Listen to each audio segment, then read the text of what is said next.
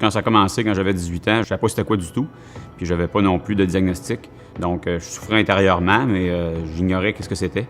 Les symptômes, c'était beaucoup des obsessions. J'avais beaucoup de compulsions. À l'époque, je ne savais pas que c'était des compulsions, mais je faisais les compulsions pour me sentir mieux. Ça a atteint des proportions invivables là, vers la fin de ma vingtaine.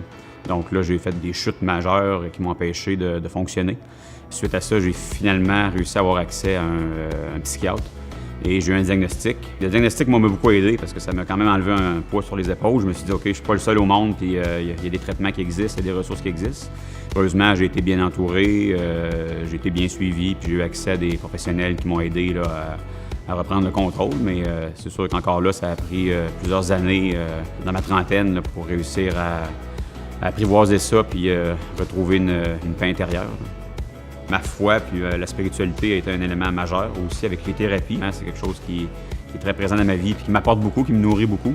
Il faut, et donc, que la maladie soit mieux connue parce que quand on a les pensées, les obsessions, on ne sait pas que c'est un TOC. Et la détresse intérieure est très grande parce qu'on se sent un monstre d'avoir ces pensées-là ou on se sent vraiment un psychopathe ou un fou. C'est difficile à comprendre aussi pour quelqu'un qui souffre pas ou qui n'a pas quelqu'un près de lui qui en souffre.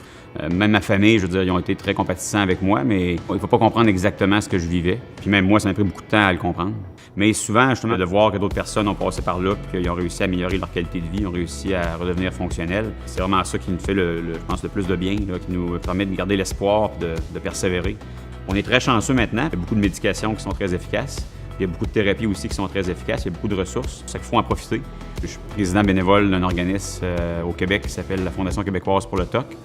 Donc, je suis très heureux d'être choisi comme visage de la santé mentale va permettre à ce qu'on ait encore une plus grande visibilité pour démystifier le TOC, trouble obsessif-compulsif, puis aider les gens à avoir accès aux bonnes ressources et aux ressources compétentes.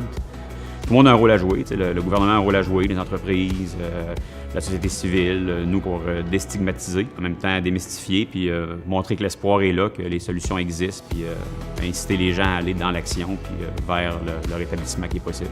C'est la mission de l'organisme pour lequel je suis bénévole. En même temps, c'est ma mission personnelle aussi, parce que je sais ce que c'est, je sais à quel point c'est souffrant, je sais à quel point ça peut être très fort, la détresse.